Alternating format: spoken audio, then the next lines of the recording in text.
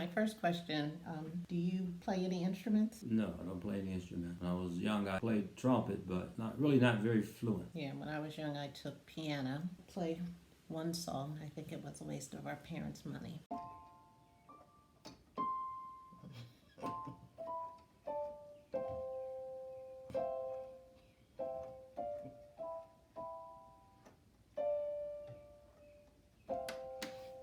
How about singing? I like to sing, but I'm not a good singer, I must admit. But I enjoy music very much. I enjoy singing also, but I don't sing well. Sarah sings well. Our daughter sings very well. All right, well, today we're going to talk about the history of black music. I'm Donna, And I'm Will. and this is Journey with Donna and Will.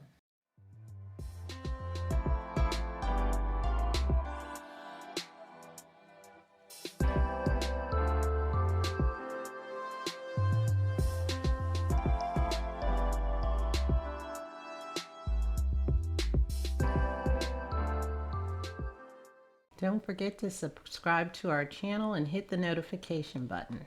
So, specifically for black music, what do you think about? Well, for black music, this a variety. I think of rhythm and blues. I think of jazz. I think of rap music. Even more recently, I see African Americans getting into country music. How about gospel? Gospel, absolutely. Yeah, we'll include that. We'll begin in Africa in the 1300s. And the Griots were the main ones in West Africa who were the musicians and the instrumentalists. And they used certain instruments. One was the kora, which was a long-necked harp lute, very similar to a banjo. Also the jung, which was a royal war drum, and the djembe, they were a gobbler-shaped hand drum. Also balafon, which was a large xylophone. The griots, they also performed for different events like marriages and baptisms. Some of the traditions of the West African during the 1300s to the 1600s was the call and response music style. Also, they had the ring shout, where the participants would shuffle in a circular fashion, and a single song could last for a couple of hours. They would speed up the song if there was someone in the middle who danced a lot and danced well, but one song could last for several hours during these events. Talked about the 1300s in Africa to the 1600s. And then there was the Middle Passage over the Atlantic Ocean around the 1600s to the 1800s. Chants are a type of music. Chants are described as words and shouts in a sing-song manner. And chants were used during this period.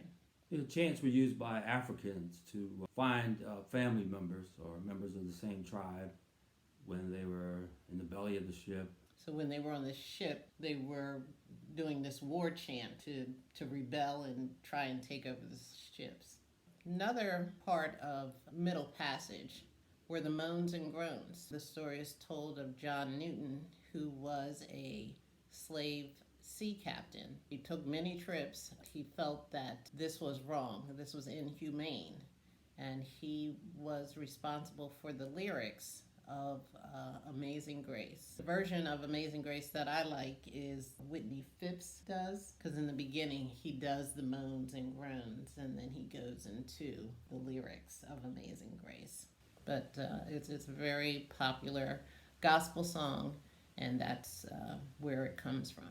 During the antebellum time period, 1600 to 1865, many of the songs consisted of work songs and Negro spirituals. So also during this time, the enslaved were limited in terms of the instruments that they were allowed to use. For example, drums were not permitted. During the Stono Rebellion of 1739, the Africans smartly used drums to signal each other. After this rebellion, Africans were banned from using drums. Yeah, the purpose of work songs was to make the long, hard day of labor more bearable, and they would use that as a way to pass the time and also a way to communicate with one another. A lot of the Negro spirituals that they had were coded. So if they were singing about traveling or chariots, like Swing Low, Sweet Chariot, or anything with a wheel, that meant it was time to escape. A lot of songs that had the Jordan River meant the Ohio River or the Mississippi River. And also follow the drinking gourd. So that basically symbolized the Big Dipper, the stars, which outlined the Big Dipper. That was a way of directing the enslaved as they sought freedom. They were always looking for ways to get out of the nightmare that was slavery. During the period of 1865 to 1960, during this period, the Reconstruction and the beginning of the Great Migration, and also vaudeville was prominent at this time. Vaudeville was a mixture of entertainment, music, and song. Some of the performers that came out of the circuit, black performers, Louis Armstrong, Fats Waller, Bill Bojangles Robinson, Duke Ellington, Pearl Bailey, Josephine Baker, and Hattie McDaniel. The popular music during this time was ragtime. The jazz age emerged in the time frame of 1917 to 1937.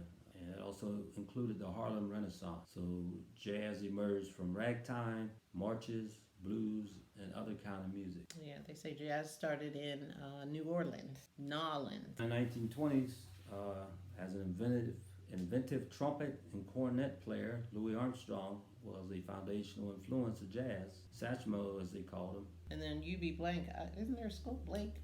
Yeah, there's Blake School over in, I think, Silver Spring. So he was an American pianist, lyricist, composer of ragtime, jazz music, and other popular music. In 1921, Harry Pace was the first black-owned record label. I think the label was called Black Swan, so he was prior to Berry Gordy, Motown. The first record of Lift Every Voice and Sing was done at Harry Pace's recording studio. So the time period 1940 through 1970 was the civil rights period. Black music at that time was referred to as race music until 1940. Then the name was changed to rhythm and blues, now known as R&B. It was an amalgamation of gospel, big band, blues, boogie, and boogie, whatever that is. So African American spirituals, gospel, and folk songs played a major part in the civil rights era. You had songs like I Wish I Knew How It Was to Be Free by Nina Simone. You had We Shall Overcome. Sam Cooke's A Change Is Gonna Come in 1964. People Get Ready. James Brown, Say It Loud, I'm Black and I'm Proud. Aretha Franklin, Respect. And also during this period, 1959, Motown was founded by Berry Gordy. And also rock and roll and pop music during this time, 1950s to 1960s, included Tina Turner, Chuck Berry, and Bo Diddley. And the gospel version of Oh Happy Day in 1967 was created by Edwin Hawkins Singers.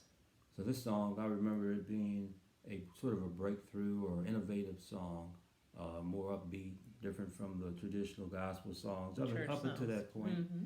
And so I think it changed the way gospel music was done from that point forward. Oh, happy day. And now we're moving into the 1970s and the 2000s. DC music is go-go music, right? Oh yeah, Chuck Brown and the Soul Searchers, big time go-go music in DC. And go-go is a type of call and response music. Again, that goes back to early in West Africa. So also in the 1970s, you had the urban movement called hip-hop. Bronx, New York City. You had, the Sugar Hill Gang? Rapper's Delight. Yeah. That was the first popular one that I heard of back in high school. Right, and then you had Curtis Blow, These Are the Breaks. Rap music. In gospel, in 1981, you had the Clark sisters sang You Brought the Sunshine. The Winans, that was discovered by Andre Crouch in 1981.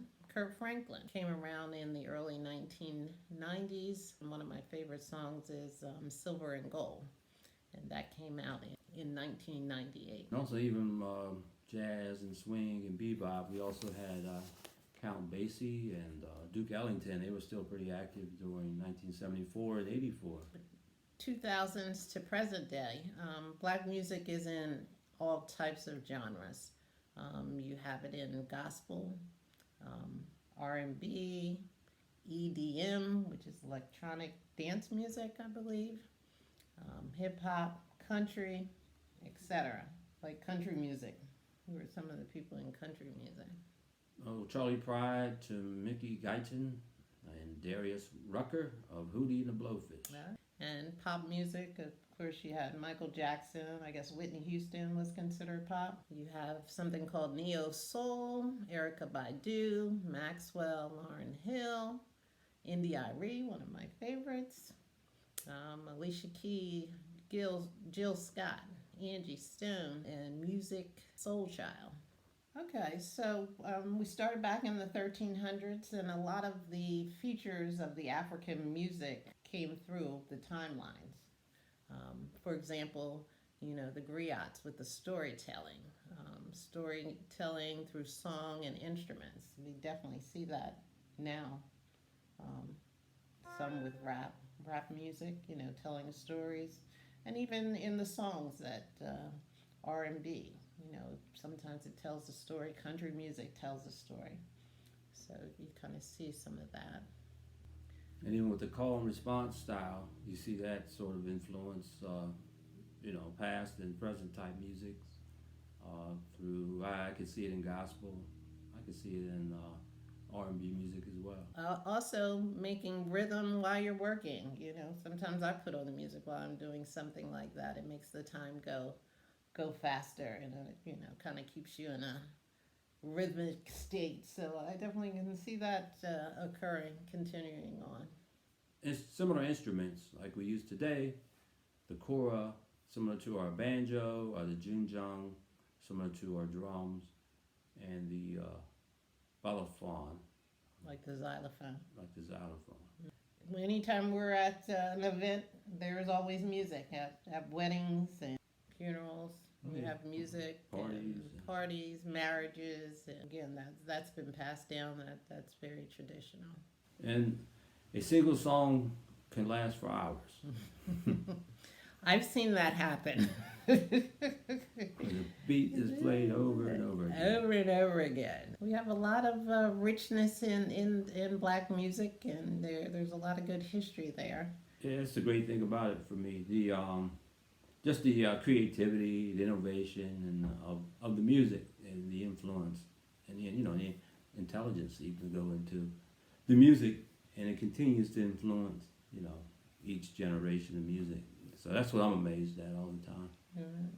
But yeah, there's a lot of good music out there, a lot of meaningful music. It's good to see the history. I never, during this research, I didn't realize Andre Crouch discovered the Winans during antebellum period. The songs, you heard the songs, but you didn't realize that they were fantastic. The Africans were, and how smart they were.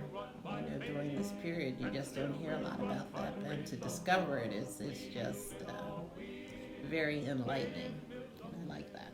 Yeah, it definitely gives you a better appreciation of the music of our ancestors, and even to today, the influence. It's kind of, it's fun and interesting to learn those facts. So. Yeah, they were fighters. They were definitely fighters and intelligent. So, all right. Well, that was the history of black music from the 1300s to now. In the comments below, share any black music history facts. I'm Donna. And I'm Will. And this was Journey with Donna and Will. Thanks for watching, and we'll see you next time.